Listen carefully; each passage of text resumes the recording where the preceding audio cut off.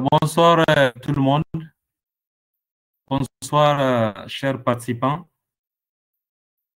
Et merci bien pour la patience. Donc nous allons ce soir, encore une fois, depuis, par la grâce d'Allah, 8 ans, dans cette poursuite donc, des objectifs du REPREMAF, le réseau de promotion de la recherche médicale en Afrique, dans le cadre de la formation continue concernant les thèmes cliniques et les thèmes de recherche.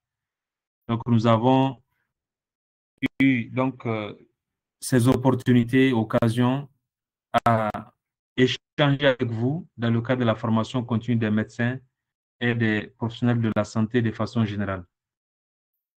Et ce soir, nous allons parler d'un thème qui sera donc une série de webinaires que nous allons présenter au nom du REPREMAF. Je suis Dr Soumaïla Boubacar, neurologue et coordonnateur du REPREMAF. Le thème d'aujourd'hui portera sur SPSS à l'usage des professionnels de la santé, initiation pratique à l'analyse des données médicales. Donc ce jour, le 2 mai 2025. Et nous avons l'honneur et le plaisir d'accueillir notre frère Dr Youssouf Mariko, qui est Data Manager, qui est basé à Bamako, au Mali. Nous le remercions vraiment, Dr Youssouf, pour sa disponibilité précieuse. Et cela fait déjà 8 ans, environ 8 ans, qu'à chaque fois que nous avons eu besoin d'échanger avec lui pour le partage de son expérience et de son expertise, il a toujours répondu de façon spontanée, avec amabilité. Et nous le remercions beaucoup.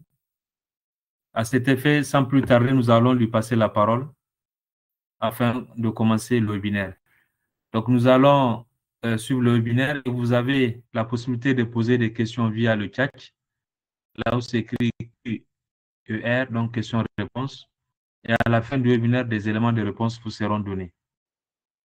Donc, docteur Youssouf Mariko, si vous êtes en ligne, vous m'entendez, vous avez la parole. Docteur Mariko? Bonsoir tout le monde. J'espère que vous m'entendez. Ce soir, nous allons faire cette séance, comme Dr Soumaïla l'a bien dit, sur SPSS.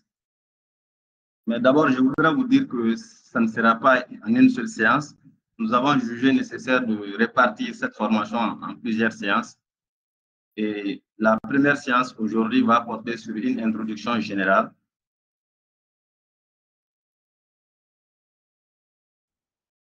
Cette introduction générale, nous allons la faire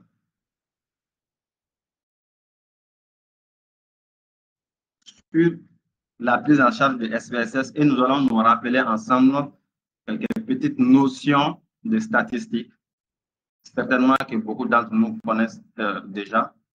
Mais néanmoins, nous allons faire quelques petits rappels sur ces aspects-là. Et la formation va se dérouler selon les plans suivants. Après cette introduction générale, au cours de laquelle nous allons parler des objectifs et également des attentes de cette formation. Après cette formation, qu'est-ce qu'on attend de vous?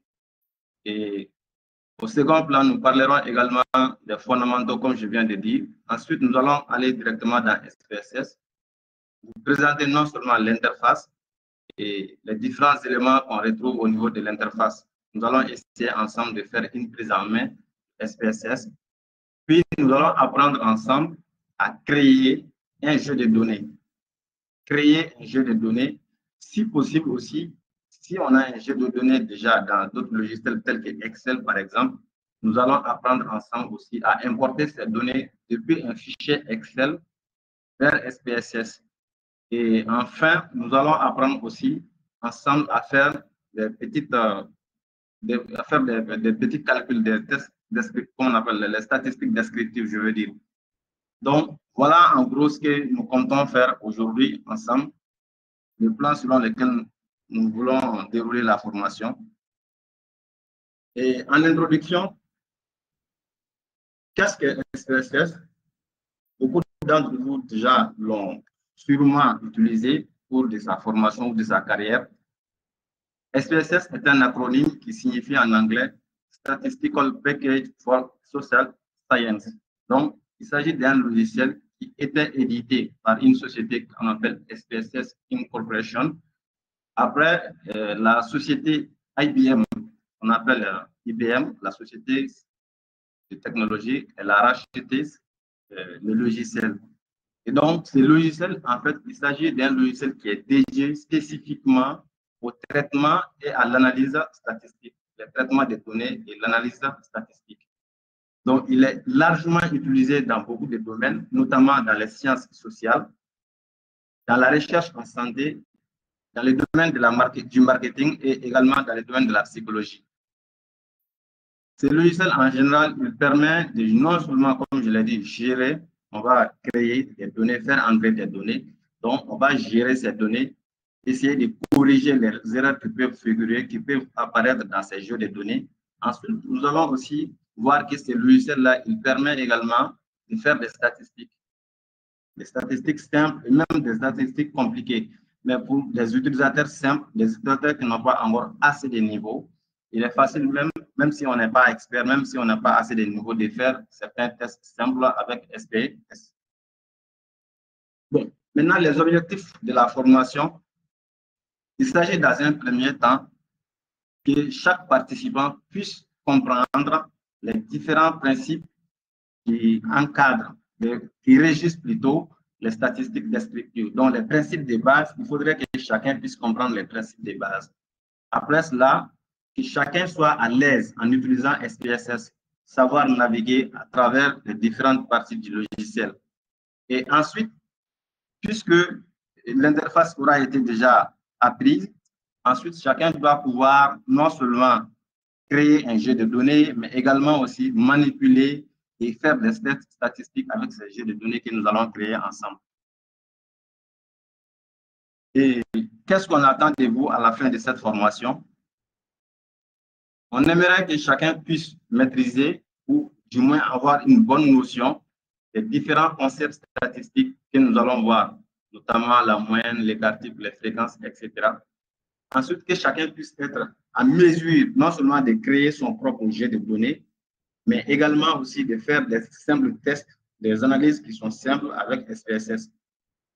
Et comme on va le voir, on va avoir l'opportunité de pratiquer ces exercices-là ensemble sur un jeu qu'on va créer.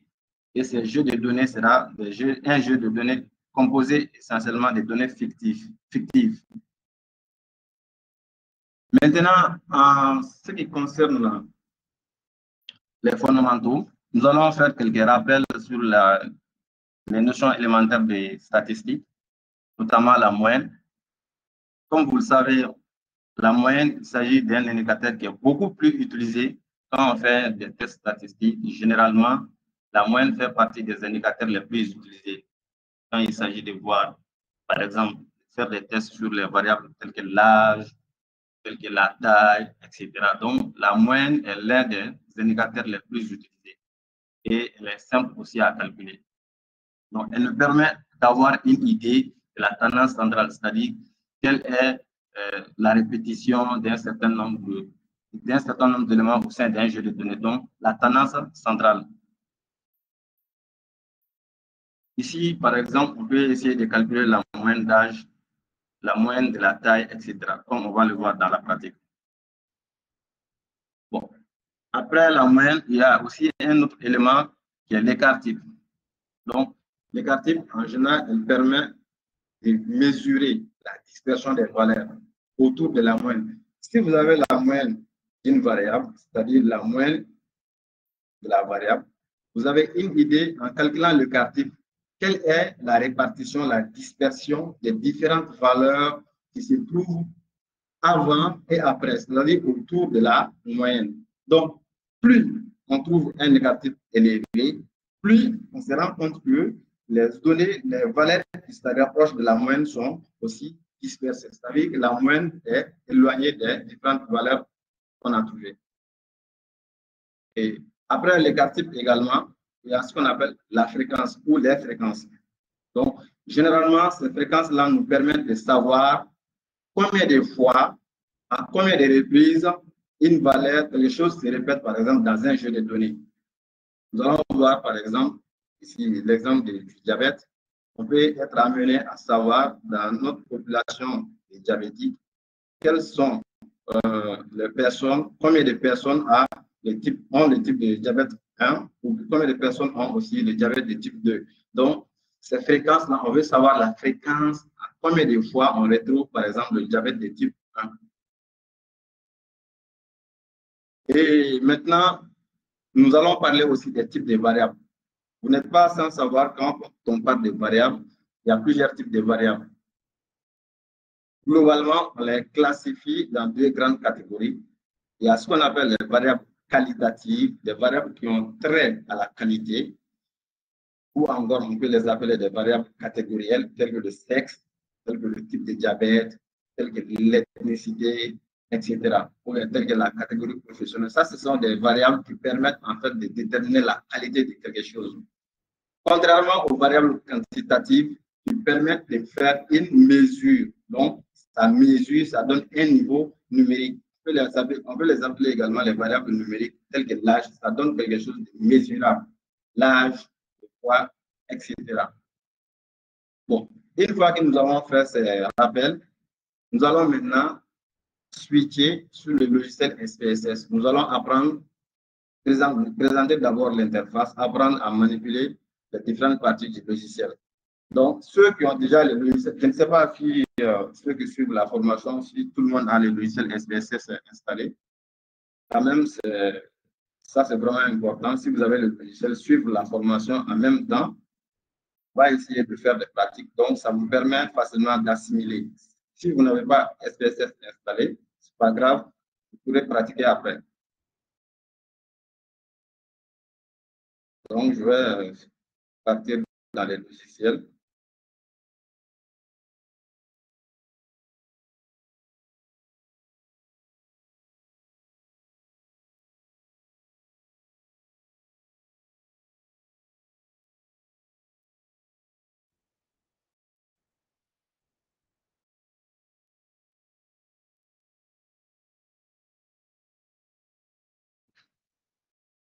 Bien. Ici, si vous voyez, je ne sais pas si vous avez, j'espère que tout le monde voit l'écran de SPSS chez nous. Ici, nous allons apprendre, comme nous l'avons dit dans le plan, à appréhender, à prendre en main plutôt l'interface du logiciel SPSS. On va vous présenter les différentes parties de la page. Lorsque vous ouvrez le SPSS, en général, c'est un logiciel qui est un peu lourd. Si vous le lancez pour la première fois, l'ouverture peut prendre quelques secondes, voire une minute en fonction de la capacité de votre PC. Si vous l'ouvrez, moi je l'ai déjà ouvert. Si vous arrivez sur SPSS, la fenêtre se présente comme cela. Ici, on peut décrire cette fenêtre-là, on peut la diviser en plusieurs parties. D'abord, vous avez tout en haut ici, ce qu'on appelle le menu. Vous avez en haut ici les différents éléments du menu. Le menu, vous voyez, fichier, édition, affichage, données, transformer, etc. Donc, ça, c'est ce qu'on appelle le menu. Et juste en dessous du menu, il y a ce qu'on appelle la barre d'outils, la barre d'outils. Donc, vous voyez ici quelques icônes. Cette barre d'outils, elle peut être personnalisée. Vous pouvez ajouter ces éléments et vous pouvez aussi enlever des éléments qui ne vous intéressent pas. Dans la configuration, on peut configurer cette barre d'outils. Donc, ici, en bas de la barre d'outils, vous avez une page, une ligne qui est là qui permet de saisir. Qui est similaire, si vous avez remarqué, l'interface ici est similaire à Excel, ceux qui ont déjà eu à travailler avec Excel. Ici, on peut appeler cette ligne-là comme la barre des formules. Ça nous permet de saisir des éléments lorsqu'on a cliqué sur une cellule donnée. On verra bien. Donc, en dessous, vous avez aussi la fenêtre principale qui est là, qui se limite. Vous voyez, en gauche, nous avons des minimums, des nombres ici qui commencent à gauche. Et ensuite, Vous avez ici cette feuille de calcul qui est là, cette feuille qui ressemble à une feuille de calcul Excel. Et en bas, vous voyez, c'est écrit ici, vue des données, vue des données, vue des variables. Ici, le contenu de la fenêtre principale va changer, l'apparence de la fenêtre principale va changer selon que nous soyons dans la vue des données ou bien selon que nous soyons dans la vue des variables. Donc, vue des données, vue des variables. On peut changer de vue en fonction de ce qu'on veut faire. Donc, la première vue ici, qui est la vue des données, comme son nom, la vue des données, ça nous permet de visualiser les données qui sont déjà saisies dans notre jeu de données. Et dans la vue des variables, tout va commencer par là, parce que pour saisir des données, il va falloir aussi créer ce qu'on appelle le jeu de données. Nous allons apprendre à créer ces jeux de données ensemble. Donc, nous allons switcher dans la vue des variables. Et c'est dans la vue des variables ici que nous allons apprendre des choses. Créer la liste des différentes variables que nous allons insérer dans notre jeu de données. Et en bas de cette barre où vous voyez vue des données, vue des variables, vous avez ici un message qui s'affiche. Le processeur IBM SPSS statistique est prêt. Généralement, lorsque vous exécutez des tâches, c'est-à-dire des analyses, et si ces analyses-là demandent beaucoup de mémoire, il peut arriver que SPSS puisse tourner de manière lente. Comme je l'ai dit, cela peut dépendre de la capacité du processeur de votre ordinateur. Mais en général, si vous effectuez des tests simples, tels que nous l'avons décrit, les moyennes, les quartiers, etc., à moins que le jeu de données ne soit grand, en général, SPSS ne plante pas. Mais lorsqu'il y a un souci, le message d'erreur peut s'afficher à ce niveau-là. Donc, ensuite, vous avez tout en bas à droite, toujours, ici, Unicode activé. Qu'est-ce que cela signifie? Il s'agit de l'encodage du jeu de données.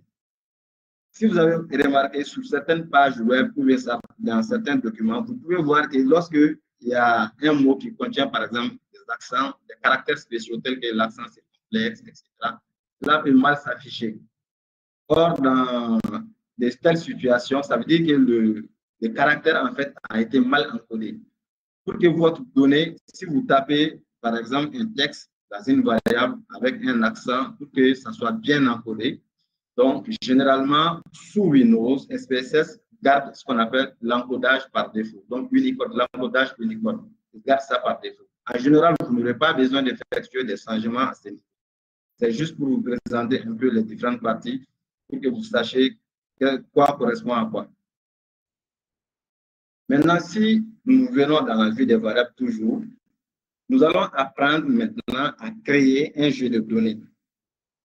Alors, le jeu de données, certains peuvent l'appeler les masques de saisie, masques de données, ou bien la base de données, un terme beaucoup plus professionnel. Même les jeux de données aussi, c'est professionnel, mais dans SPSS, beaucoup, on parle de jeu de données. Si vous avez remarqué, tout en haut, ici de mon logiciel, ici, vous voyez, c'est écrit start titre 2 et entre parenthèses, jeu de données 1. Ici, start titre 2 correspond au nom du fichier que nous utilisons et le jeu de données numéro 1 ici. Donc, parce qu'on peut ouvrir plusieurs données à la fois, donc ça va ouvrir plusieurs jeux de données. Donc, ça vous donne ici sur quel jeu de données vous êtes en train de travailler. Suivi également du nom du logiciel et directement, ici, SPSS a plusieurs fenêtres. Il y a cette fenêtre que nous sommes en train d'utiliser. Ça, c'est la fenêtre éditeur de données. Il y a une autre fenêtre, lorsque nous allons effectuer des tâches, les résultats sortent la sortie. Donc, ça, c'est ce qu'on appelle le viewer, la fenêtre qui permet de visualiser les résultats. Et également, il y a une autre fenêtre qui permet de saisir ce qu'on appelle la syntaxe. Ça, c'est utilisé par des utilisateurs avancés. Ceux qui ont des notions avancées qui peuvent utiliser SPSS en tapant des codes, ce qu'on appelle un peu le code programme informatique. Donc, ça, c'est la syntaxe. L'essentiel de notre formation va se passer dans la vue des données. Ici, l'éditeur des données est dans la vue plutôt, la vue qui permet de visualiser les résultats.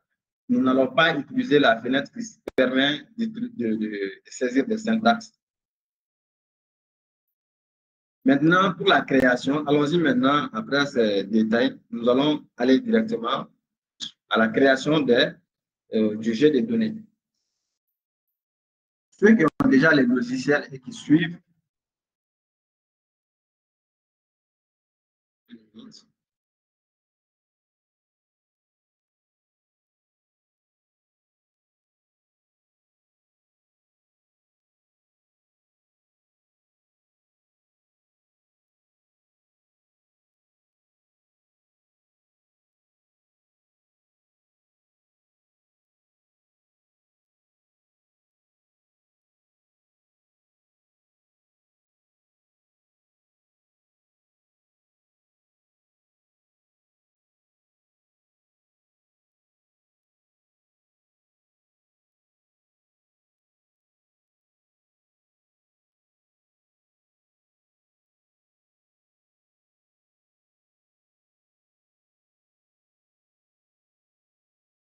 donc, nous allons créer ici notre masque de saisie du jeu de données, comme je suis en train de le dire. On appelle ça masque de saisie, jeu de données, base de données, etc., selon les domaines. Donc, en créant cette masque de saisie, la première des choses ici, vous remarquerez que lorsque nous passons de la vue des données, ici, vous voyez en haut, var, chaque colonne est nommée var. L'entête de chaque colonne est nommée var. Si vous passez dans la vue des variables, vous avez l'entête des colonnes change. Nous avons ici nom, type, largeur, décimale, libellé, etc. Donc, si vous voulez créer votre masque de saisie, elle va contenir non seulement le nom des variables, mais également les différentes caractéristiques de la variable. Admettons que nous voulions créer un masque qu'on appelle une masque de saisie concernant les patients diabétiques. Nous allons la créer, le masque de saisie qui est là.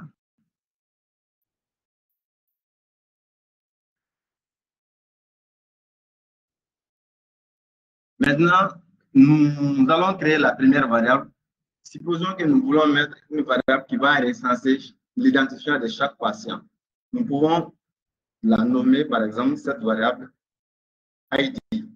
ID patient. Maintenant, pour nommer une variable dans SPSS, il y a certaines règles à respecter.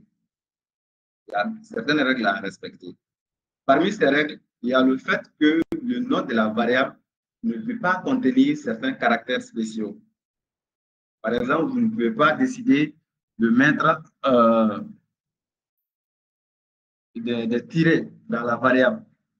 Vous ne pouvez pas décider de mettre certains caractères spéciaux, des dièses par exemple au milieu, ou bien des parenthèses, etc. Donc, vous ne pouvez pas utiliser ces caractères spéciaux. Si vous devez nommer votre variable, vous ne pouvez pas également commencer le nom de la variable avec un chiffre. Par exemple, je ne peux pas dire ID du patient, je vais dire encore deuxième ID patient. Donc, généralement, SPSS, quand vous faites ça, SPSS vous signale que vous ne pouvez pas contenir, vous ne pouvez pas commencer le nom de votre variable par des chiffres. Donc, il est strictement impossible avec SPSS de commencer le nom de la variable avec un chiffre. Vous pouvez commencer avec un underscore, c'est-à-dire les traits soulignés. Vous pouvez mettre ces traits soulignés là au milieu du nom. Vous pouvez également utiliser des chiffres dans la variable, mais le nom ne peut pas commencer avec un chiffre. Si vous voulez, vous pouvez dire par exemple ID 2. Je mets le tiret en bas qu'on appelle underscore en anglais et il va accepter. Mais vous ne pouvez pas commencer deuxième ID. Vous ne pouvez pas utiliser un chiffre au début du nom de la variable. Bien. Donc ici, ID patient, j'ai choisi le nom de ma première variable, ID patient. Je vous ai dit quelques règles, je vous ai annoncé tout à l'heure quelques règles concernant le nommage des variables. Ensuite, la deuxième colonne, ça concerne ce qu'on appelle le type de la variable. Le type de la variable. Nous avons dit tout à l'heure dans notre présentation qu'il y a ce qu'on appelle les variables qualitatives et il y a ce qu'on appelle les variables quantitatives. D'une part, on a dit qualitative ou catégorielle, quantitative ou numérique. Mais quand on vient dans SPSS, vous allez voir ici, il y a plusieurs types proposés. Quelle est la différence? On va le voir tout à l'heure. Si vous cliquez par défaut, dès que vous créez une variable SPSS, l'assigne le type numérique. Ça veut dire que ce que vous allez saisir, les données que vous allez saisir dans cette variable sont des données de type numérique quantifiable. Mais si vous voulez changer le type de la variable, il suffit de cliquer sur les 3 points de suspension qui sont là. Cliquez sur les 3 points de suspension ici, juste le bouton qui est à côté. Et SPSS vous affiche ici plusieurs types de variables que vous pouvez sélectionner en fonction de votre besoin. Ici, le premier type, c'est numérique. Ensuite, il y a les types virgule, les types point, notation scientifique, date, couleur, symbole, etc. Alors, ici, on va se demander, on va dire qu'il y a des variables catégorielles, des variables numériques. Il faut savoir ici que ces différents types qui sont cités là, certains, en fait, se retrouvent dans la même catégorie statistique. Ici, les types, ici, il s'agit des types scientifiques, on appelle des types que SPSS accepte. Mais en réalité, dans la pratique, vous verrez que le type numérique, le type virgule, le type point, ça, ce sont des types qui acceptent des chiffres. Mais la différence, c'est quoi? Quand vous dites type virgule, ça veut dire que d'ores et déjà, SPSS va considérer que la valeur qui sera entrée dans cette variable va contenir des virgules. Donc, automatiquement, SPSS prépare la variable pour que les données qui seront saisies puissent contenir. Si vous voulez saisir des données qui sont contraires au type de données que vous avez choisi, c'est-à-dire lors de la saisie des données, si vous voulez saisir des données, alors que ces données ne correspondent pas au type que vous avez assigné à la variable, automatiquement, SPSS va rejeter. Mais des fois, il y a une confusion qui peut arriver si on ne s'y connaît pas.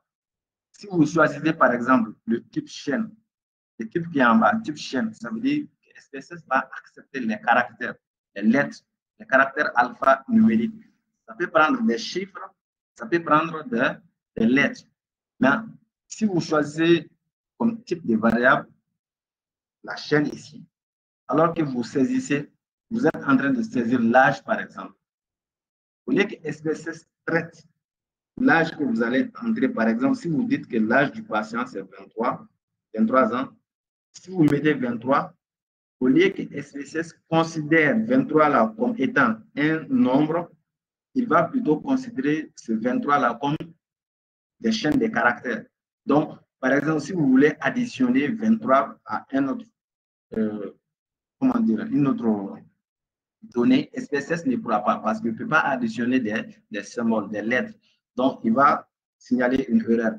Mais par contre, si vous choisissez le type numérique, ça veut dire que c'est un nombre. On pourra facilement faire certains calculs, certains tests compliqués. Donc, ici, globalement, en fonction du besoin, comme nous l'avons dit, il s'agit d'une initiation, nous n'allons pas forcément dans les profondeurs. Si vous choisissez ici le numérique, ça veut dire que les données que vous allez saisir, ce sont des données de type quantifiable, des variables qui contiennent des nombres, donc numériques. Virgule, point, ce sont des variables qui font partie de la même famille. Et dans la pratique, généralement, vous allez utiliser dans le domaine médical en général, vous utiliserez des données de type variable, également date, et ensuite chaîne. Ce sont les 3 types qui sont beaucoup plus utilisés. Et aussi numérique limité. Donc, ça va prendre seulement des entiers, vous voyez, non? Avec des zéros non significatifs. Donc, ici, c'est toujours numérique. Donc, on a 3 types qui sont plus utilisés dans le domaine de la recherche scientifique, notamment c'est ce qui nous concerne. Il y a le type numérique, il y a le type date, il y a également le type chaîne. Donc, si vous choisissez le type qui vous convient, numérique, on garde ici.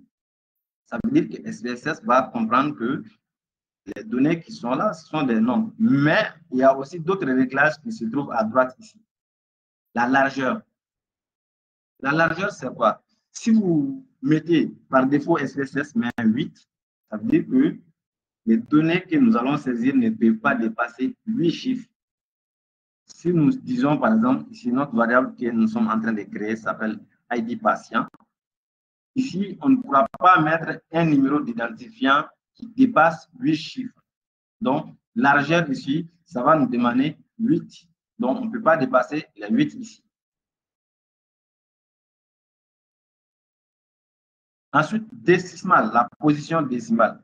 Ça veut dire, si on a décidé, par exemple, qu'il y ait des virgules, des chiffres après la virgule, c'est-à-dire si on a choisi le type décimal, il y aura combien de chiffres après la virgule? Donc, dans notre cas, pour les idées, on n'a pas besoin, donc on va mettre 0.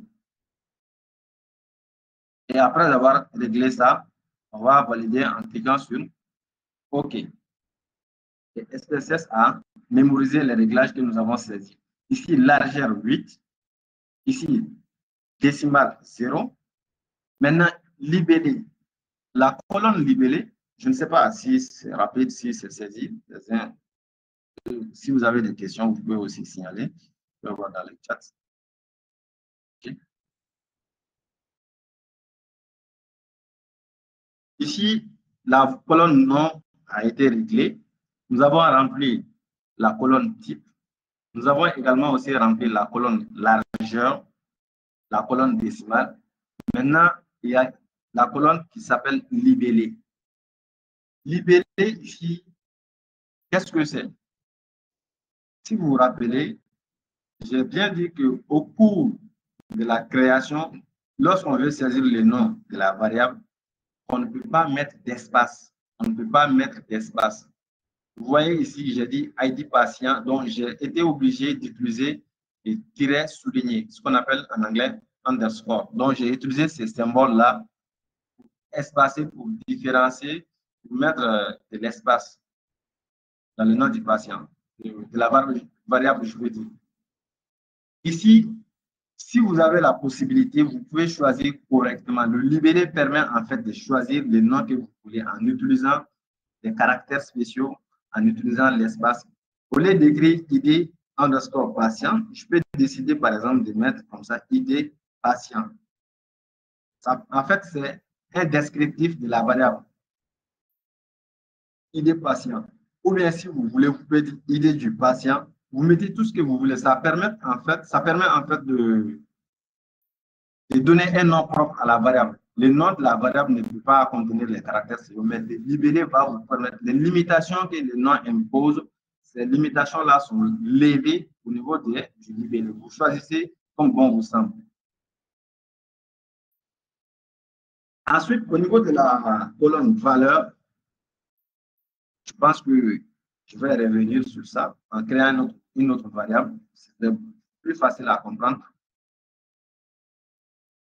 À côté de ID, nous allons créer une autre variable, par exemple, qui s'appelle sexe. Le sexe, ça va être plus facile à comprendre.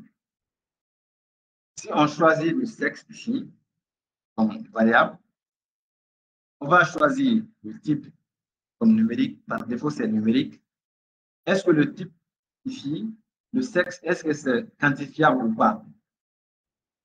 Il s'agit en fait d'une variable qui est qualitative. Donc ici, soit on choisit, comme je vous ai dit, les types qui sont désignés dans SPSS, ici, il ne s'agit pas forcément des types statistiques. Si on décide de garder le type numérique dans SPSS, ici, on va garder tout numérique, le sexe, vous allez voir pourquoi. On va choisir 8, on garde ça par défaut, mais on veut pas des virgules après, des chiffres après la virgule. Donc, je valide. D'ailleurs, au lieu d'aller de cliquer sur le petit tweet ici, sauf si on veut changer le type de variable directement dans SPSS. Sinon, si on ne veut pas changer, en voulant garder numérique, juste pour régler ces paramètres-là, vous n'êtes pas obligé d'ouvrir la petite fenêtre-là. Vous pouvez directement régler ça ici. Vous voyez, vous pouvez changer directement avec la réglette qui est là. Là aussi, on peut changer le nombre de chiffres après la. Le libellé, si je veux, comme le sexe est déjà bien explicite, le nom est déjà bien explicite, je peux me passer de choisir un libellé pour cette variable. Mais pour les questions de bonne pratique, je vais toujours mettre le libellé quand c'est nécessaire. Maintenant, la colonne valeur. L'explication, vous allez facilement comprendre ici avec la variable sexe. Valeur, on va indiquer à SPSS. Au lieu, à chaque fois quand vous voulez entrer, si vous avez déjà créé votre masque de saisie, si vous voulez saisir les données, à chaque fois, au lieu d'écrire masculin à la main ou bien féminin à la main, il serait judicieux, si vous avez remarqué sur les questionnaires, on essaie d'attribuer un numéro à chaque réponse. Si on pose une question, bien entendu, s'il s'agit de questions à réponse déjà connues, des réponses déjà prédéfinies, en voulant dire sexe, la réponse, c'est soit 1, on va dire sur le questionnaire, 1 signifie masculin, 2 signifie féminin.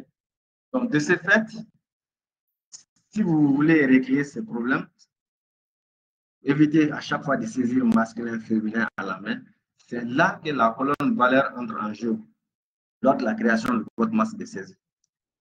Ici, si vous cliquez, comment j'ai obtenu ça, je clique sur le petit bouton qui est à côté, je clique, et vous avez encore cette petite fenêtre qui est là.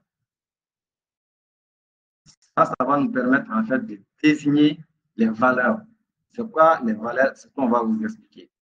D'abord, dans cette fenêtre valeur, il y a une autre valeur qui est là. On nous dit valeur. Ça veut dire le numéro de la réponse. Si vous voulez dire, à chaque fois que je vais saisir masculin, au lieu de saisir à la main masculin, je choisis plutôt 1, la réponse numéro 1. Donc, je vais écrire 1 à l'intérieur de la colonne valeur, du champ valeur ici. Ensuite, au niveau de libellé, je vais écrire masculin. Ouais. Donc, si je valide ça, je vais ajouter, je clique sur ajouter. Là, SPSS va comprendre que lorsque je vais saisir 1 comme réponse, il s'agit en fait du sexe masculin. Ensuite, je mets 2. Au niveau des libellés, je vais mettre féminin. Et j'ajoute.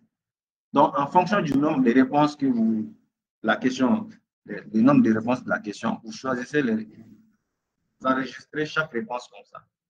Après ça, vous validez. Dès que vous aurez terminé, vous validez. OK. Donc, dorénavant, quand on va passer dans la vue des données, vous allez voir, si on veut saisir la réponse sexe, on ne va plus écrire masculin, on va tout simplement écrire 1. Si on veut écrire féminin, on va tout simplement saisir 2. Maintenant, la colonne manquante, ça, on ne l'utilise pas beaucoup dans les tests simples comme on le fait. Donc, on ne va pas trop s'attarder sur ça. Ensuite, comme il s'agit d'une initiation, bien sûr. Ensuite, il y a la colonne. Ici, colonne, ça concerne comment dire, la largeur de la colonne. Si vous saisissez, par exemple, ici, la colonne, la largeur de la colonne, ici, c'est 8. Donc, si vous avez une colonne égale à 8, lorsque vous allez saisir des données, si les données sont longues, plus de 8 caractères, en fait, SPSS va masquer le reste. Au lieu d'afficher le tout, il va masquer. Mais plus la colonne est large, plus vous allez voir les résultats, qu'on appelle les données. Mais si vous choisissez une largeur de colonne petite, SPSS va écrire. Vous allez voir le début de la réponse. On va voir ça dans la vue des données. Et après, SPSS va afficher le début seulement, il va masquer le reste. Maintenant, la colonne alignement. Si vous voulez que vos données soient alignées à droite de la colonne, au milieu de la colonne ou à gauche de la colonne. Par défaut, SPSS, il met les données, s'il s'agit des données numériques, il les met directement à droite. Vous pouvez changer gauche, droite, centre, etc. Bien. La mesure. La colonne mesure, ça c'est très important parce que en fonction de ce que vous allez choisir ici comme mesure, lors de l'analyse, ça aura un impact. Il y a en fait ce qu'on appelle des mesures nominales, des mesures ordinales et également ici des échelles.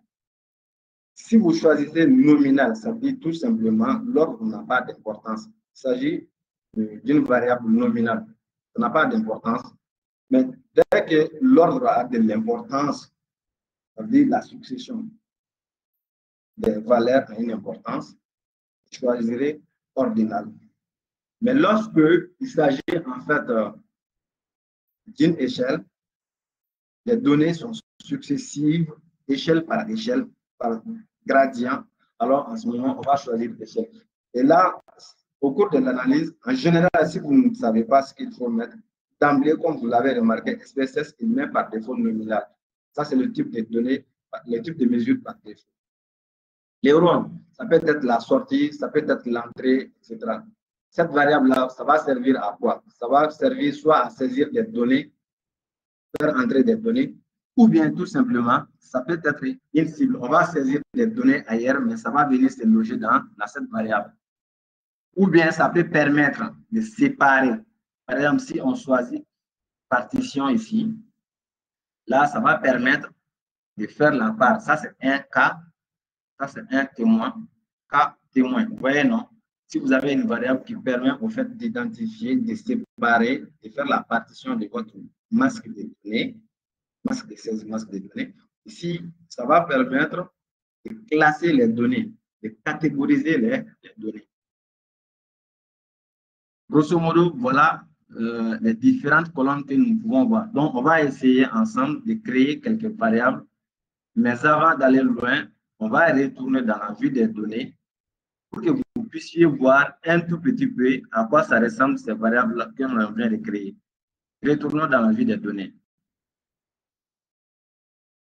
Si vous venez dans la vue des données, vous voyez que la première variable que nous avons créée, que nous avons nommée ID du patient, elle est là. Elle représente désormais la première colonne. La deuxième variable, sexe, donc c'est ainsi de suite. Selon l'ordre de la création des variables, les variables vont apparaître var. Ici, vous voyez, c'est gris, ce n'est pas utilisable parce qu'il n'y a pas de variable que nous avons créée à cet endroit. Donc, si nous créons une troisième variable, la variable va être accessible à ce niveau. Elle va s'afficher là. Bien entendu, vous pouvez changer l'ordre des variables. Quand vous créez une variable, si sa position ne vous convient pas, on peut toujours changer sa position.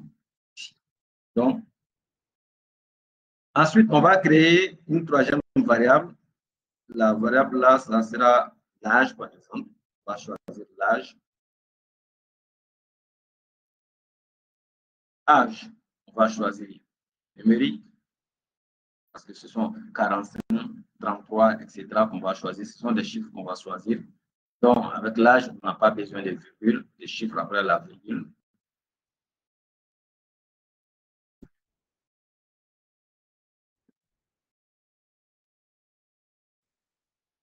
Donc, âge, valeur, je ne vais pas mettre de valeur au niveau de l'âge. Bien entendu, on va avoir un autre cas. Avec l'âge, des variables telles que l'âge, souvent, on est amené à faire des tranches d'âge. Supposons qu'on veut faire une analyse, on veut classer nos patients par catégorie d'âge, par tranche d'âge.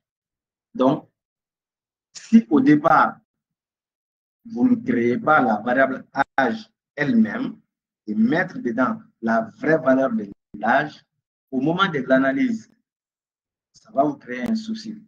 Bien entendu, au départ, si vous n'êtes pas expérimenté avec les logiciels, pour un débutant, ça va créer un souci. L'idéal, c'est que vous mettez une variable qui contient l'âge réel et ensuite, vous pouvez créer une autre variable, soit maintenant ou après. Si vous voulez, on ne crée pas de variable qui s'appelle tranche d'âge, mais avant de faire l'analyse, on peut créer. On aura l'occasion de le faire. Donc, ici, au niveau des valeurs, on ne va rien mettre et on va laisser la largeur de la colonne par défaut. Ici, l'âge, on va choisir nominal. Donc, une autre variable qu'on va créer, par exemple, l'IMC.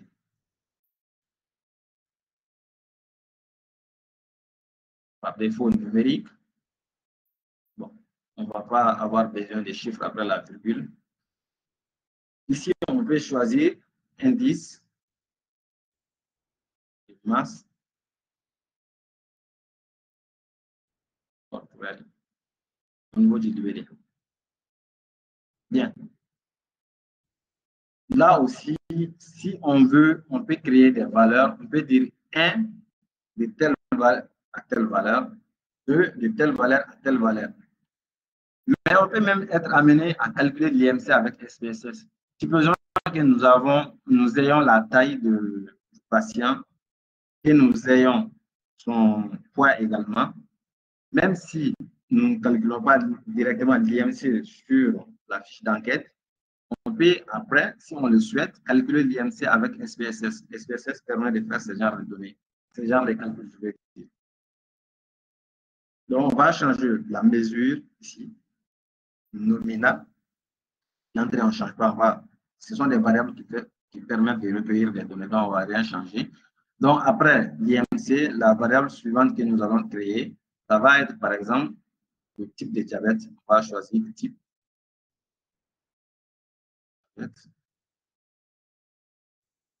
Donc, numérique, on laisse par défaut. Pas besoin de virgule, des chiffres après la virgule. Là, on va choisir type de diabète.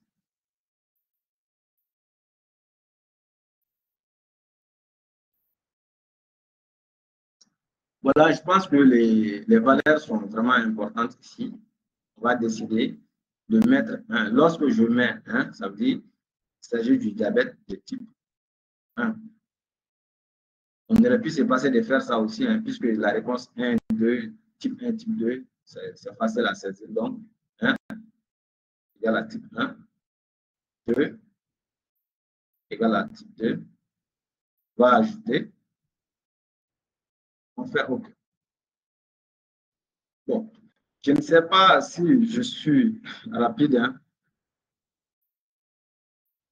Comme c'est une initiation, on part du principe que beaucoup sont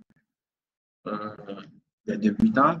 Peut-être qu'il y a des gens qui s'y connaissent déjà, mais on part de la base. À la base, on suppose que les gens sont là, c'est une initiation, s'initier. Donc, si je suis rapide, je ne sais pas, vous pouvez réagir dans le chat, pas de message. Bon, on va continuer. Ici, on va choisir le type nominal. L'ordre n'a pas d'importance pour nous en ce qui concerne le type de diabète. Ensuite, par exemple, on va choisir une autre variable qu'on va nommer par exemple HbA1c, la valeur de l'hémoglobine glyquée.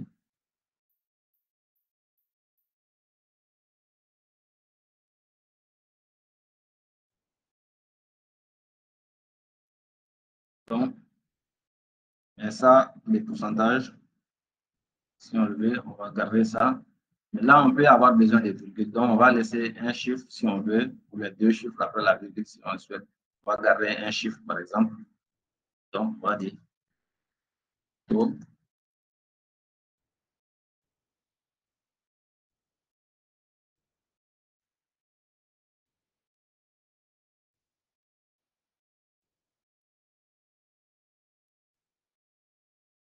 Donc, on ne va rien mettre.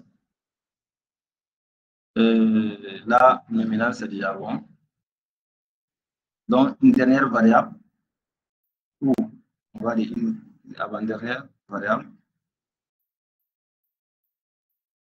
Ici, on va choisir.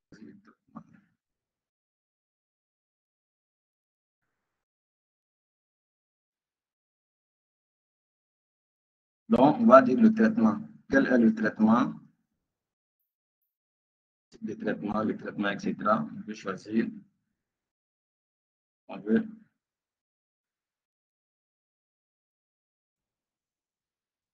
Donc, on va choisir toujours le type numérique. Okay.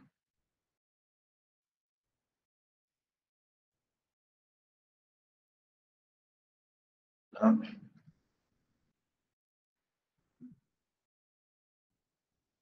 traitement en cours.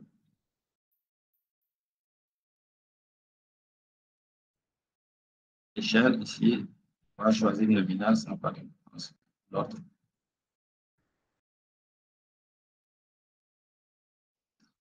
Ensuite, on va suivi annuel.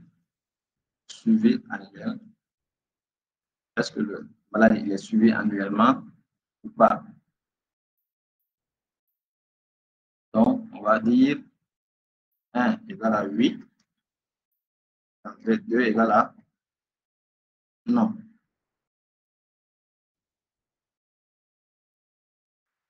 Valide. On fait OK. Maintenant, j'aimerais attirer votre attention. Nous avons créé ensemble comme ça 8 variables. Si vous remarquez les chiffres ici, lorsque nous sommes dans la vue des variables, les chiffres qui sont là, les numéros qui sont là, représentent en fait le nombre de variables. Mais lorsque nous sommes dans la vue des données, les numéros ici représentent plutôt les cas. Un patient. Chaque cas, chaque patient, ici dans la vue des variables, nous avons vu le numéro 1 correspond à la variable ID patient, numéro 2 correspond à la variable sexe, etc. Mais dans la vue des données, ici, vue des données, je switch. Ici, vous allez voir que chaque cas, si on met les données du patient numéro 1, donc cette ligne-là va correspondre ici à un patient. Toutes les informations du patient seront saisies en une seule ligne. Le numéro 2 va correspondre au patient numéro 2, etc., etc. Maintenant, si vous avez remarqué, il y a quelque chose que nous avons fait, il faut éviter de faire dès le départ, mais je fais exprès pour essayer d'attirer l'attention des participants. Si vous avez remarqué, tout ce que nous avons fait jusqu'à maintenant, rien de cela n'a été enregistré. Bon, c'est très important, dès que vous créez votre masque de saisie, que vous enregistrez au fur et à mesure. Si vous travaillez par exemple sur un ordinateur de bureau et que il y ait quelque chose, un délestage ou bien quelque chose, un court-circuit qui fait sauter les compteurs, etc. Donc, l'ordinateur va s'éteindre. L'ordinateur va s'éteindre. Et votre donnée, tout ce que vous avez fait jusqu'ici, vous n'avez rien enregistré. Et évidemment, si l'ordinateur s'éteint, le logiciel sera fermé. Et lorsque vous redémarrez l'ordinateur, vous allez vous rendre compte que tout est parti. Rien de ce que vous avez fait n'a été enregistré. Donc, vous avez perdu votre temps à faire un travail et suite à une panne, votre travail a été perdu. Vous allez devoir tout reprendre à zéro. Donc, ayons la bonne habitude. Dès qu'on fait une modification, on va enregistrer cette modification. Donc, nous avons créé ici notre masque de saisie. On va essayer d'enregistrer. Pour enregistrer, nous allons nous diriger directement ici dans la barre d'outils, comme on l'a nommé, la barre d'outils. Ici, vous avez le bouton qui est là, qui permet d'enregistrer. Si pour une raison quelconque, vous n'avez pas ces boutons ici au niveau de la barre d'outils, vous pouvez retrouver l'option enregistrement à travers le menu. Venez ici dans le menu fichier et vous voyez enregistrer qui est là. Et vous voyez même devant le raccourci clavier qui permet d'enregistrer. Si vous ne voulez pas passer par le menu ou bien vous ne voulez pas quitter le clavier des mains, vous pouvez décider d'enregistrer directement ce que vous avez fait en cliquant, en appuyant simultanément sur CTRL S. Ça vous permettra d'enregistrer. Mais si vous voulez enregistrer pour une première fois, cliquez sur enregistrement. Vous voyez, ici, ça vous affiche une nouvelle fenêtre. Cette fenêtre va nous permettre de donner un nom à notre fichier et également de choisir le type sous lequel nous voulons enregistrer notre fichier.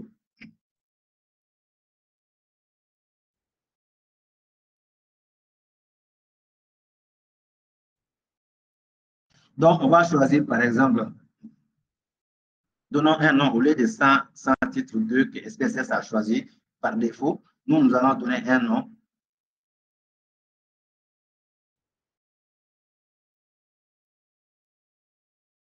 On va choisir un nom. Je vais éviter les caractères spéciaux. Je vais aussi éviter les espaces. Donner.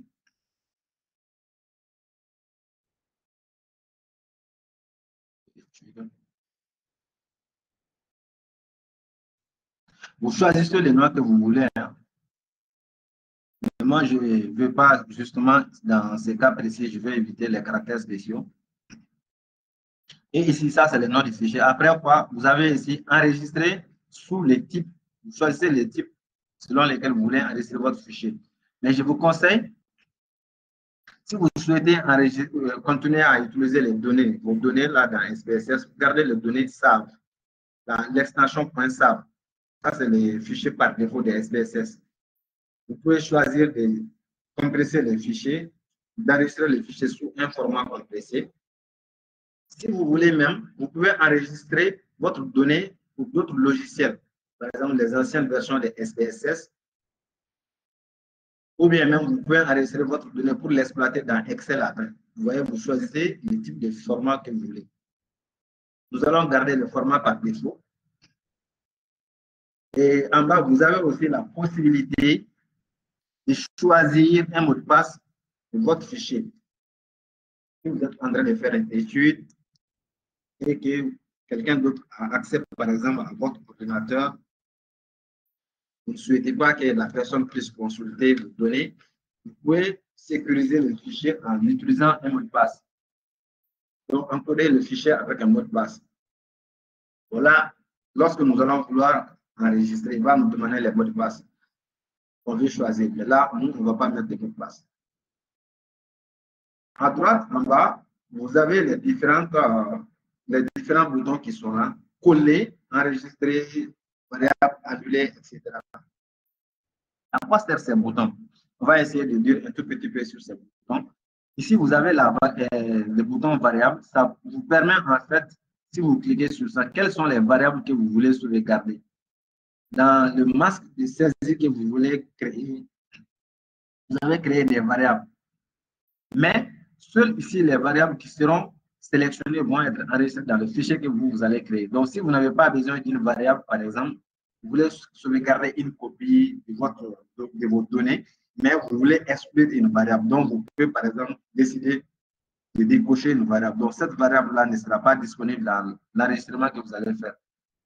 Et puisque toutes les variables nous intéressent ici, on va garder le tout par défaut. Ensuite, il y a le bouton enregistrer. Bien évidemment, c'est pour enregistrer votre disque dur. On ne va pas toucher à ça pour le moment. Pour pouvoir expliquer les autres boutons. Le bouton coller.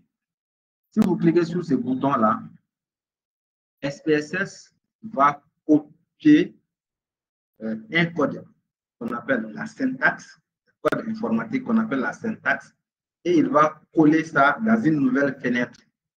Donc, vous pouvez reproduire, par exemple, si vous publiez un article scientifique et que vous mettez les données à disposition, ou bien vous avez des pairs qui veulent les reproduire pour avoir les mêmes résultats que vous pouvez copier la syntaxe et partager la syntaxe. Donc, quand quelqu'un a accès aux données et que la personne a accès à la syntaxe, cette syntaxe-là permettra à la personne de reproduire exactement ce que vous avez fait pour obtenir vos résultats. Bon, comme je l'ai dit, on ne va pas utiliser des syntaxes au cours de cette formation, donc nous n'allons pas nous intéresser à cette annuler, aide, etc. Donc, nous allons enregistrer.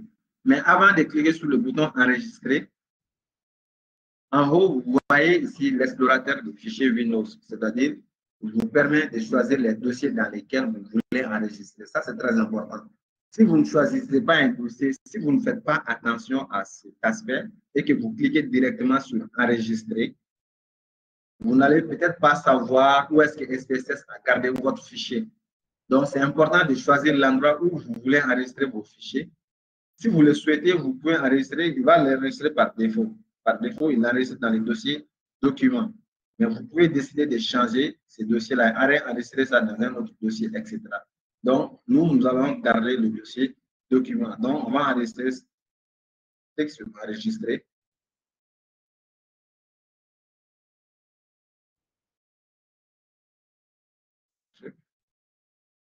Voilà, donc ici, il a enregistré, vous voyez, données diabète. C'est enregistré. Je vais voir. Normalement, vous voyez ici, c'est écrit le titre du fichier 102, 100 titre 2. Maintenant, une fois qu'on a enregistré un fichier, ça doit changer et on doit avoir le nom qui a été saisi, qui a été choisi comme nom de fichier. Donc, vu que je suis en partage d'écran, certaines fonctionnalités sont ouvrir étude diabète. Voilà.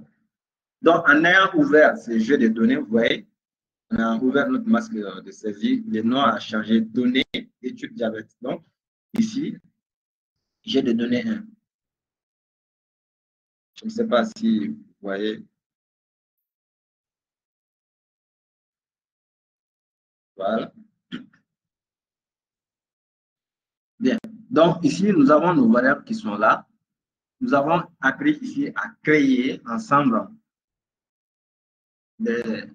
un masque de saisie.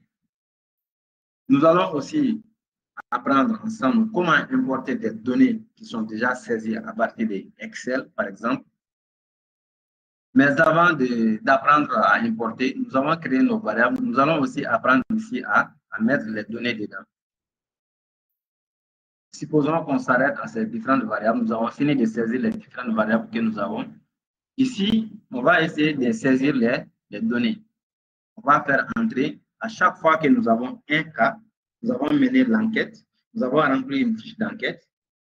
Nous allons maintenant faire entrer ces données-là dans notre masque de saisie, dans notre base de données. Donc ici, il faut se rappeler les différents types de variables. Ici, nous avons choisi ID du patient numérique, etc. Donc, si on veut choisir, ici, on va dire patient numéro 1, par exemple. Sexe, on va choisir 1. Âge, on va choisir, par exemple, 23. IMC, si on l'a calculé déjà, si on ne l'a pas calculé et qu'on a le poids et puis la taille, on peut calculer à partir de ces deux variables-là. Mais dans notre cas ici, comme on n'a pas de poids, on n'a pas de taille, donc on va intégrer directement, saisir directement la valeur de l'IMC qu'on a déjà calculée. Donc, ça trouve que cela prouve déjà que nous avons calculé l'IMC. On va choisir par exemple 25. Le type de diabète, saisir 1. Le taux d'hémoglobine glyquée, on va choisir par exemple 7,2. Suivi annuel, on va dire, est-ce que la personne est suivie, oui ou non? On va choisir 1. Voyons, je pense qu'on a codé, oui. Voilà. Très bien. Donc, une fois qu'on arrive au bout, on a rempli toutes les variables, la ligne est complètement remplie. Ça veut dire qu'on a fini avec un patient. On va déposer ce questionnaire-là. On va prendre une autre fiche. On va remplir de la même manière ID 2, sexe 2, âge 24, MC 19, diabète 2,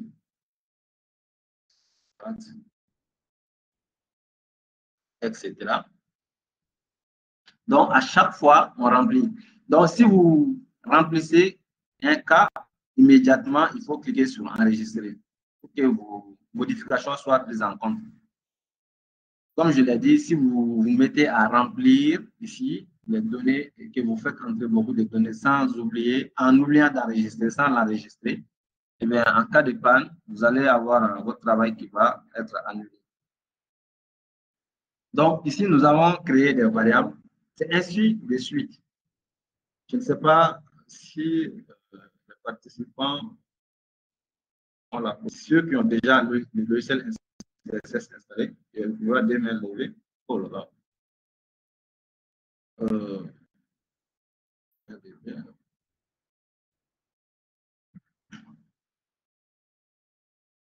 Amadou Djadji. Amadou avait demandé la parole. Désolé, je n'ai pas prêté attention. Amadou, il est là?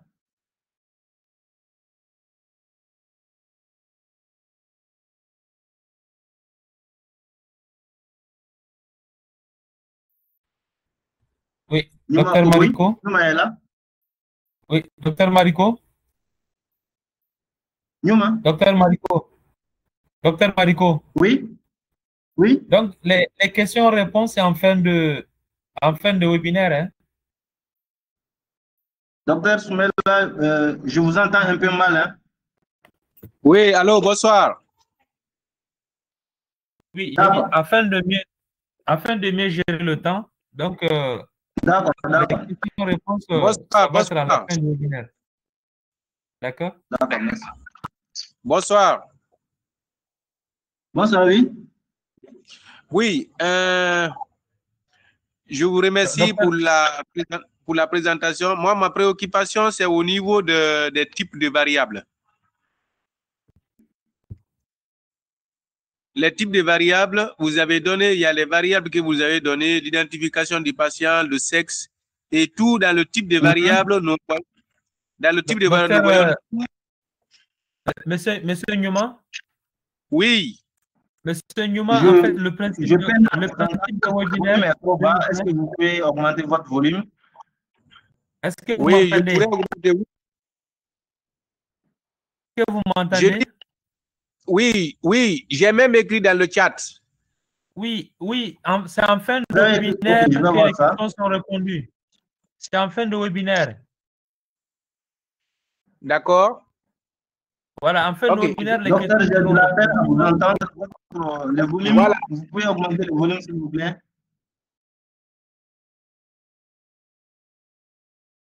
Docteur Youssouf? Docteur Marico?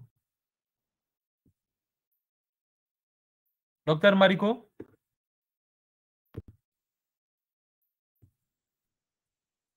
Est-ce que Docteur Marico est là?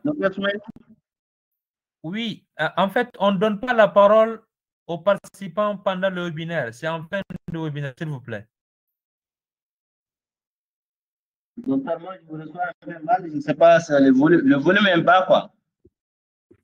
J'ai dit, on ne donne pas la parole aux participants au cours du webinaire. Il faut en fin de webinaire, s'il vous plaît. D'accord, j'ai compris. Je prenais ça comme une formation interactive, puisque c'est un peu pratique. On ne pourra pas, on a déjà l'expérience de ça, on ne pourra pas s'en sortir pour la gestion du temps.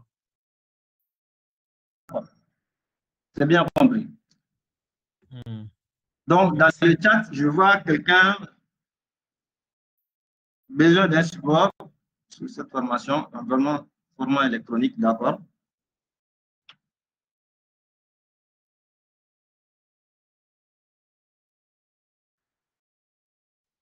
Voilà.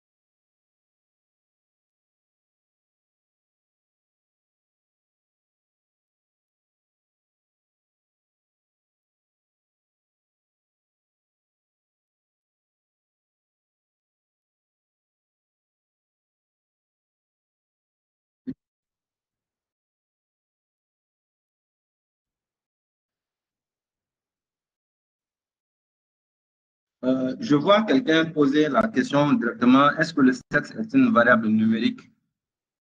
Ici, non. Le sexe est une variable qualitative. Moi, je vous ai dit, en créant les variables ici, pourquoi on a choisi, par exemple, numérique? Je l'ai bien expliqué.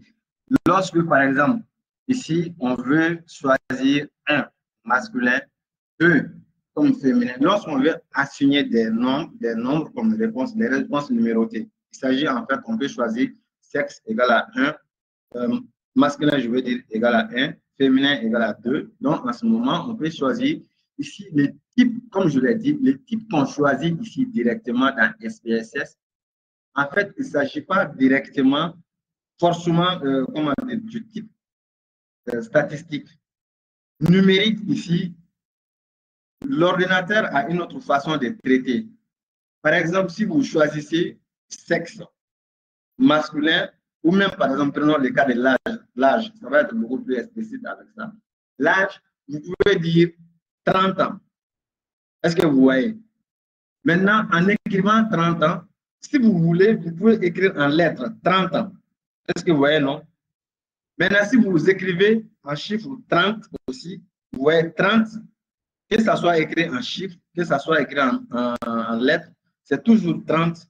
Mais seulement si vous choisissez d'écrire ça en chiffres, lors de l'analyse, SPSS va traiter cela.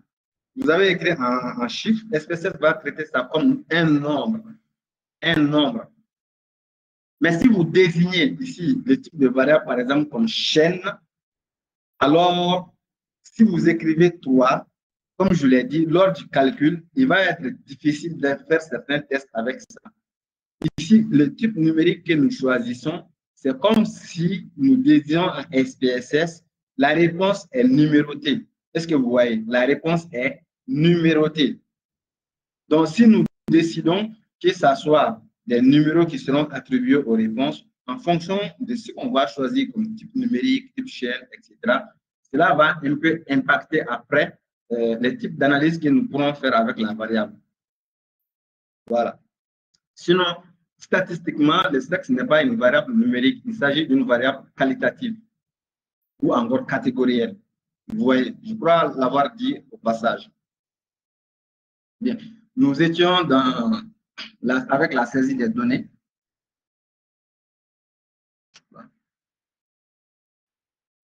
Donc, si nous saisissons les données, nous avons rempli une première fiche, on dépose, on remplit une deuxième fiche, troisième fiche, ainsi de suite.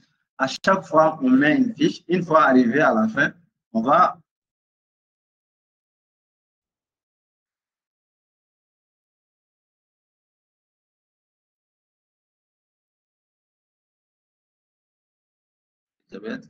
on va ensuite remplir ensuite. Donc, à chaque fois qu'on va faire entrer une variable, qu'on appelle une fiche, on enregistre au fur et à mesure.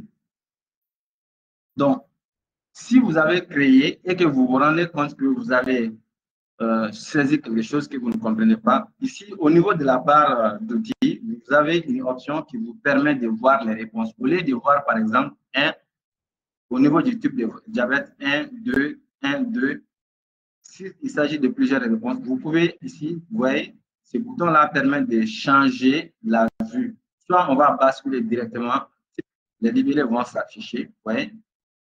Au lieu de 1, il a mis masculin. Ici, type 1, au niveau du type de diabète. Donc, on fait 1, vous voyez. Donc, on peut afficher les réponses directement ou bien on peut afficher les libellés.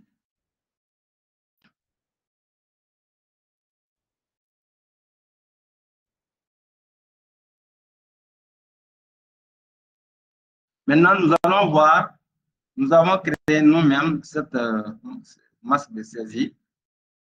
On va essayer cette fois-ci d'importer des données depuis Excel.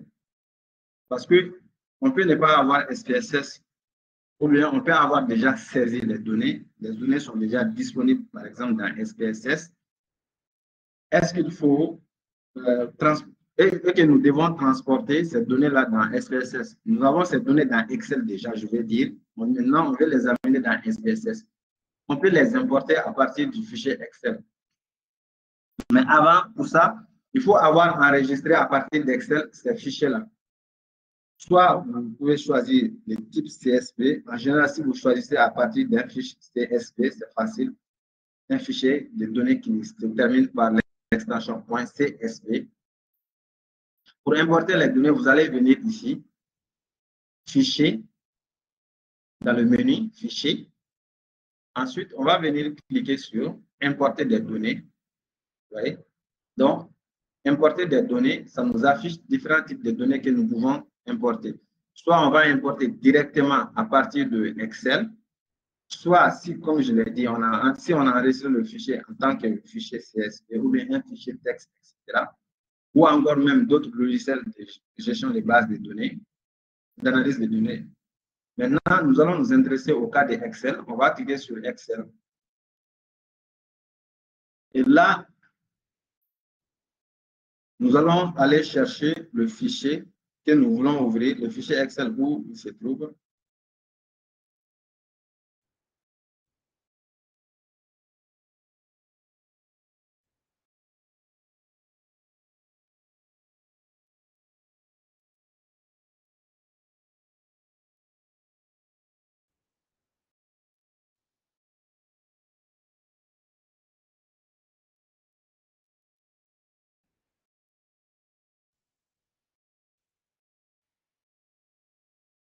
Voilà, donc, je vais le chercher, le fichier sur le bureau. J'ai des données diabète. Ensuite, on va choisir j'ai des données diabète qui est là. Je choisis le jeu de données que je veux. Ensuite, je clique sur le masque des données, jeu de données, c'est la même chose. Hein. Donc, ici, il va nous demander quelques réglages.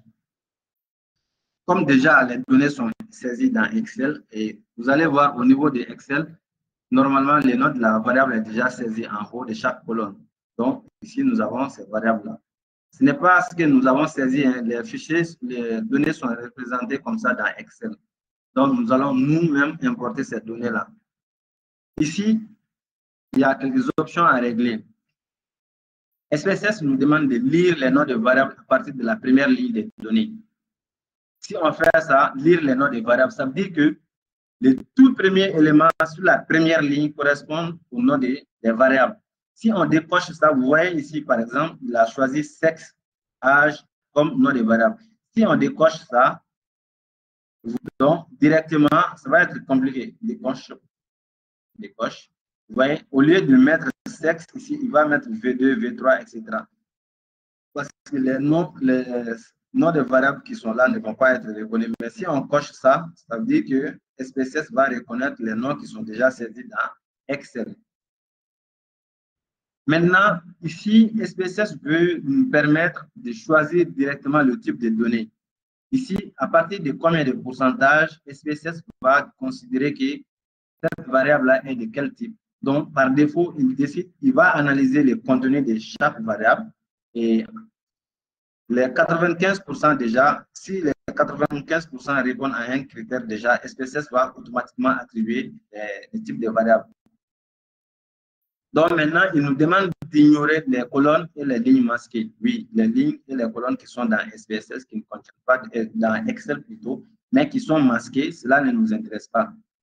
Et là aussi, on peut retirer les espaces au début des variables de type chaîne. Les variables, par exemple, qui sont de type chaîne dans SPSS, on l'a dit, ça veut dire que ce sont des variables qui vont contenir des chiffres et des lettres à la fois. Donc, si on demande de retirer les espaces, ça peut aider beaucoup. S'il y a un mot commence par exemple par un espace vide, il va retirer ça. Et également, on lui demande de retirer les espaces à la fin. Donc, ça va également aussi enlever les espaces vides. Si à la fin, par exemple, vous avez saisi le nom sexe et qu'il y a de l'espace après sexe, SPSS va retirer cet espace vide également. En haut, j'avais oublié de vous signaler ça. Ici, feuille de calcul. Si vous choisissez, s'il y a plusieurs feuilles de calcul dans le fichier Excel, vous pouvez changer la feuille que vous voulez. Mais dans ce fichier, il y a une seule feuille. Et la plage, si vous décidez, la plage ici, à partir de d'où jusqu'à où SPSS va importer les données. Nous, on ne va pas spécifier les plages. Ça veut dire que SPSS va importer toutes les données, toutes les lignes. Donc, ici, vous avez un aperçu de ce qui va être vos données dans SPSS. Ici, vous avez un aperçu global. Si vous estimez que les paramètres, les réglages que vous avez faits ici sont déjà bons. Vous cliquez sur OK. Et donc, vous voyez, SPSS a ouvert un nouveau jeu de données qu'il appelle jeu de données, masque de données, masque de saisie, etc. Donc, il a nommé sans titre 3. Sans titre 3. Parce que nous, SPSS, il importe les données, ici vous voyez, et la classer automatiquement. En fonction des données qui existent déjà dans ces variables-là, il a classé automatiquement les types de mesures. Donc ici, on peut agrandir, voir le nom de la variable. Vous voyez, il a numéroté, il a attribué. Il s'agit d'un fichier qui contient 20 cas. Donc, ces 20 cas sont déjà disponibles ici. C'est à partir de ces fichiers que nous allons essayer de faire des cas simples, des cas d'analyse simples.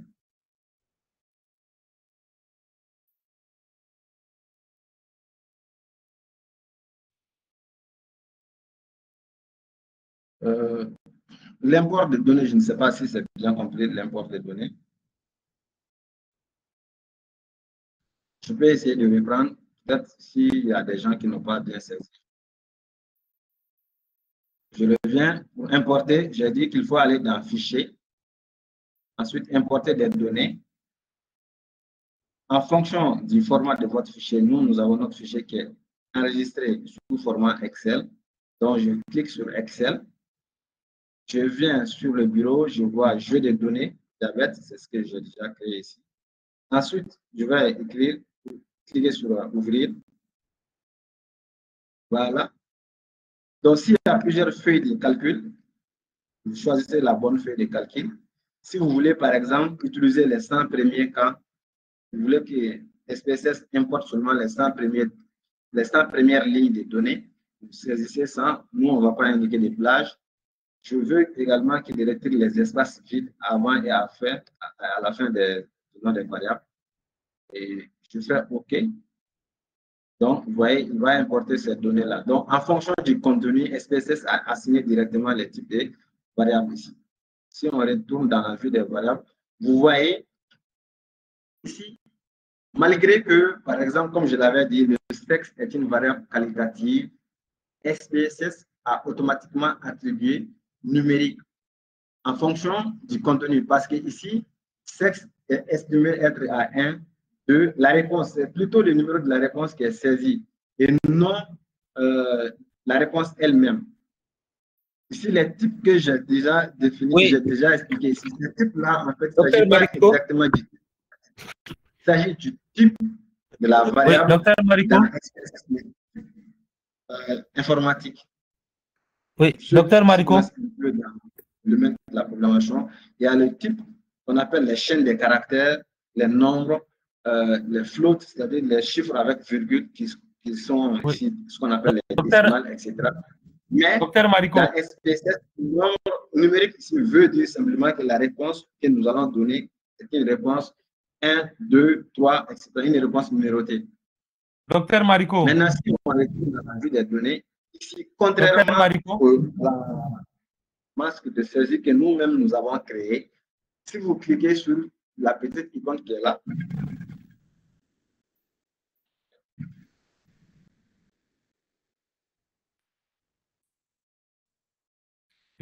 oui, en fait,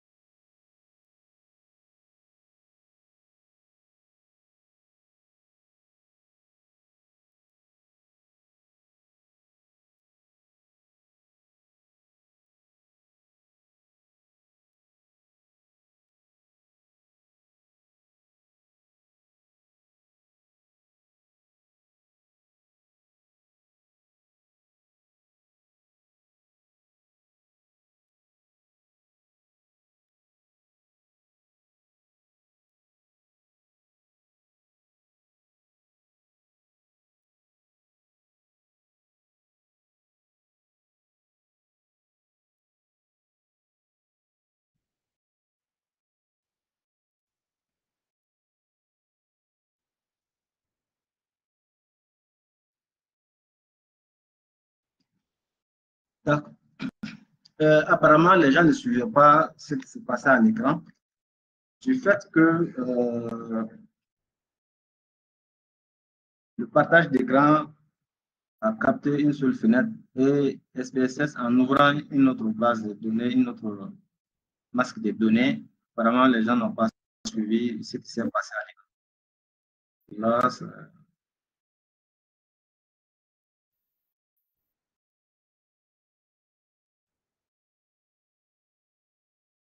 OK.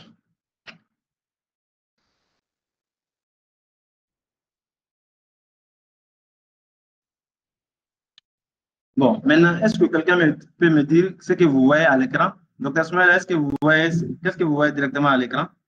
Oh, si, on voit un masque de saisie vierge là. Ici, là où la souris, qu'est-ce qui est écrit là-bas? Le titre, sans titre 2. Oui, là on te suit, là on suit bien. Bougez la Sans souris. titre 2. Oui, Entre crochet, jeu de données 1. Oui, c'est ça, la souris en haut là, effectivement. Et là, maintenant, est-ce que vous voyez les données là? Oui, on va les donner, oui. On va les donner, oui. Ici, je En clique fait, sur 24, vous voyez ça? Oui. Oui, Non, oui, là, vous on voyez vous ça? suit. On peut continuer. Là, on vous suit, je pense. Il n'y a aucun problème. Continuez. Je crois que ça a été largué au niveau de l'importation des données, l'import des données, je veux dire, parce que à partir de là-bas, SPSS va ouvrir une autre fenêtre. Bon. D'accord. Maintenant, vous continuez parce qu'il ne nous reste que 30 minutes tout au plus normalement pour cette séance. D'accord, je vois. Alors, pour ceux qui suivent l'import des données, je vais reprendre, mais là, il va y avoir un souci parce que SPSS, apparemment, le partage d'écran a capté une seule fenêtre, alors qu'une nouvelle fenêtre va être ouverte. Bon, le principe, c'est que quand vous cliquez sur import des données, vous choisissez Excel et là, vous choisissez votre base de données, votre fichier Excel, puis vous cliquez sur ouvrir. Alors, les réglages, je pense que vous avez déjà vu ça. Quand vous cochez ces réglages-là, retirez les espaces avant et après le nom des variables. Vous choisissez la bonne feuille. Si, par exemple, dans votre fichier Excel, il y a 500 cas et que vous voulez importer seulement les 200 premiers cas, vous sélectionnez 200 et vous cliquez sur OK. Vous cliquez sur OK. Là, ça va importer. Je ne vais pas cliquer sur OK parce que si je le fais, ça va ouvrir une nouvelle fenêtre et vous n'allez pas voir ça. Donc, on va revenir ici. Une autre façon aussi d'importer les données depuis Excel sans passer par l'import direct. L'import ici, cette option d'import a l'avantage d'importer correctement les données. Mais si vous avez des difficultés à faire ça aussi, il y a une autre façon de faire, mais ça, cette façon vraiment, elle n'est pas propre. Mais quand même, c'est mieux de le savoir si vous pouvez le faire au cas où vous n'arrivez pas à importer une donnée pour une raison quelconque. Il s'agit d'aller dans Excel, allez récupérer vos données, vous choisissez la colonne là-bas. Par exemple, je sélectionne ici, vous ne voyez pas ça dans Excel, je vais copier les données dans Excel, je reviens dans SPSS. Ici, sexe, j'ai copié les données dans SPSS. Excel, je veux dire. Ici, vous venez, vous cliquez, clic droit sur le nom de la variable. Une fois que vous avez fait clic droit sur la variable, ici, vous voyez coller ici. Lorsque vous avez des données qui sont copiées, vous pouvez coller directement. Donc, je vais sélectionner ici, clic droit, pas sur le nom de la variable, mais par exemple au niveau de la première ligne. En faisant, je vais effacer les données qui sont là pour que vous puissiez voir la différence. Je fais clic droit et là, je vais coller directement. Vous voyez, ça va coller automatiquement les données que j'ai copiées depuis Excel. Donc, on va devoir procéder comme ça, puisqu'en ouvrant le fichier, ça va ouvrir une autre fenêtre et vous ne voyez pas. Donc, je vais amener les données comme ça rapidement.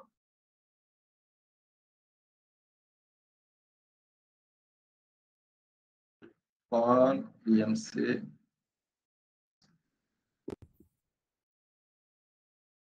IMC, je vais effacer ce qui est là.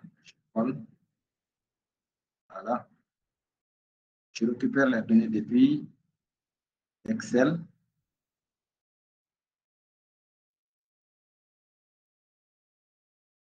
de diabète. Je fasse. Je clique sur la première ligne, je colle.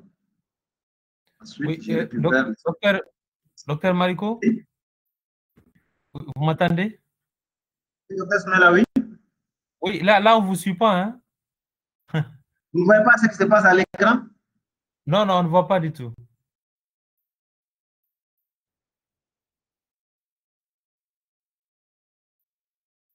Vous avez le jeu de données qui est visible ici? Oui, ici, on ne voit que les variables, en fait. On ne voit que la page qui contient les variables, c'est tout. Ici, là? Oui. Ici, vous On voyez, voit que vous le suivez masque maintenant. comporte les... Pardon? Pardon? Ici, vous voyez ce que je suis en train de sélectionner? Non. Là, voilà. Donc là, on a que le masque qui contient les variables. Voilà. Donc là, c'est bon. D'accord. Donc là, c'est bon. Donc, suivi, on va cliquer sur la première ligne. On a collé les données depuis, copier les données depuis Excel. On va coller à l'intérieur. Donc, je vais importer les données depuis Excel en copiant. Ce n'est pas la bonne manière. La bonne manière aurait été d'importer, mais en faisant l'import, je vois que le partage d'écran est perturbé. Donc, je fais traitement, clic droit, je colle. Je récupère les données dans Excel. OK. Ici, je colle. En fait, il ne faut pas cliquer, le clic droit ici pour coller les données. Ce n'est pas sur le nom de la variable qu'on va cliquer, c'est plutôt sur la ligne à partir de laquelle on veut que les données soient collées. Donc, je récupère type de diabète.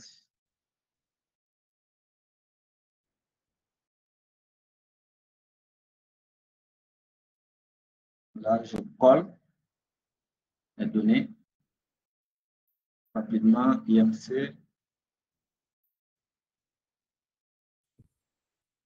Je colle. CSS, l'âge.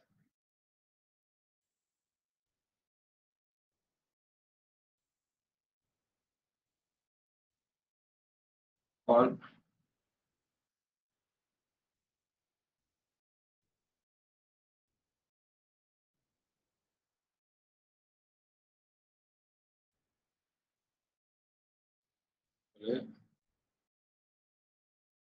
Et bon, je pense que pour le partage d'écran, c'est bon.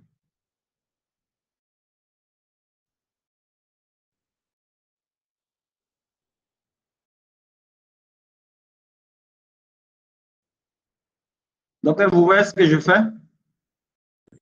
Oui, on suit. Donc, je viens dans Excel, je récupère le sexe. C'est bon, les idées.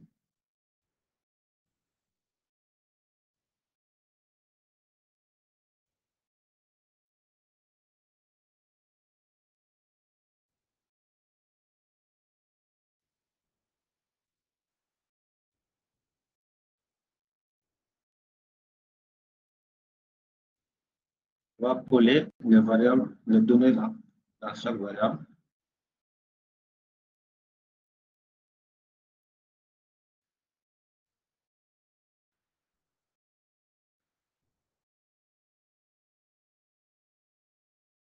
Bien.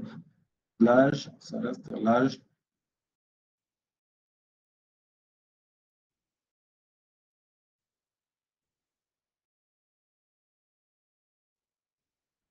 Très bien. Donc, ici, nous avons amené les données dans SPSS à partir d'Excel. Je crois qu'il y a une perturbation de l'import.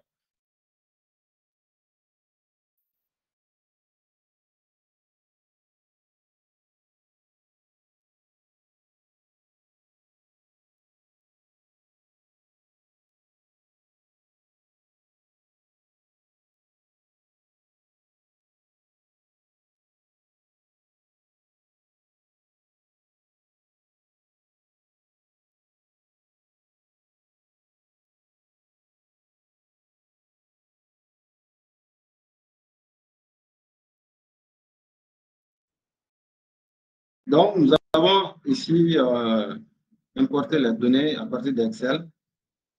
Nous avons enregistré ces données-là. Nous avons eu, globalement, je vais essayer de récapituler un tout petit peu, nous avons globalement appris quelques notions sur les variables, les données statistiques. Ensuite, nous avons appris ensemble à créer directement ces variables-là dans SPSS. Et ici, nous avons appris à saisir ces données et ensuite importer les données depuis Excel. Je pense que peut-être je vais essayer de m'arrêter là pour voir.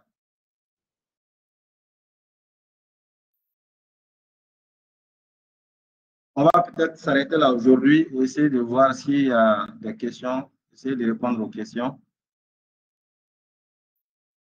C'est vrai qu'une partie a passé, apparemment les gens ne voyaient pas ce qui s'est passé à l'écran.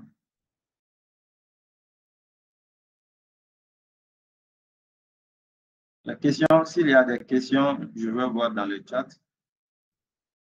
S'il y a des questions, je peux essayer de répondre aux questions.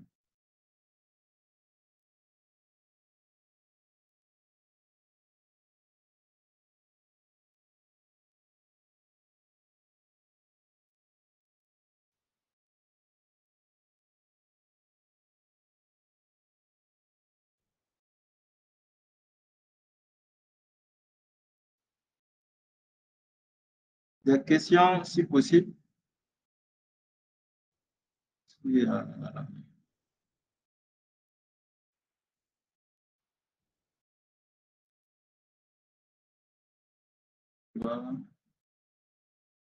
Je vois un peu de résolution.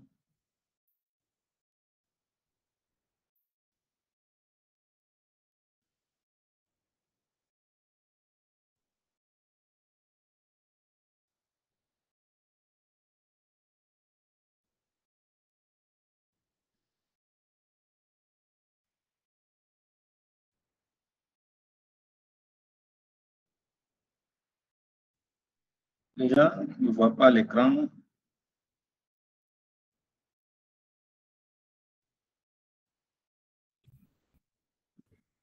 Oui, donc plus haut des questions ont été posées. Vous me recevez? Oui, si on vous reçoit, plus haut des questions ont été posées. Le volume est bas, hein? J'ai dit plus haut des questions ont été posées.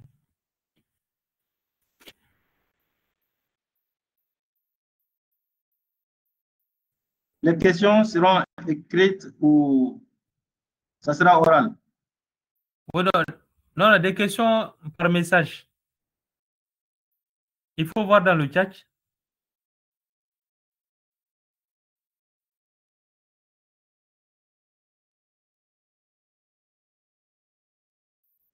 Oui, je pense que vous avez répondu à l'essentiel des questions. Oui.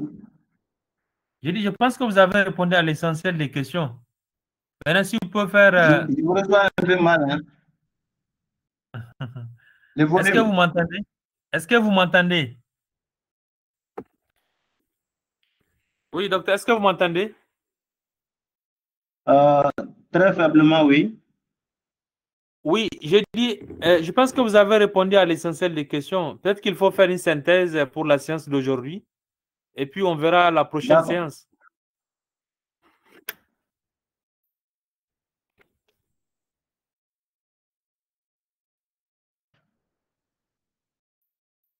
Bon, je vais essayer de récapituler ce qu'on a fait. Vraiment, on s'excuse du fait que les gens ne suivaient pas ce qui s'est passé à l'écran à un certain moment. Mais il s'agissait en fait de savoir, d'avoir quelques notions de base en statistique. Nous avons donné ces définitions concernant la moyenne, les quartiers, les fréquences, etc. Donc, après ça, il s'agissait en fait de savoir les différentes parties du logiciel. Je vais revenir. L'interface du logiciel, comprendre. Ici, le logiciel, je l'ai dit, il est partagé en plusieurs parties rapidement. Il y a d'abord la barre de menu, la barre d'outils, ici la page principale. Ensuite, vous avez ensuite en bas la barre d'état qui signale des messages qui sont là.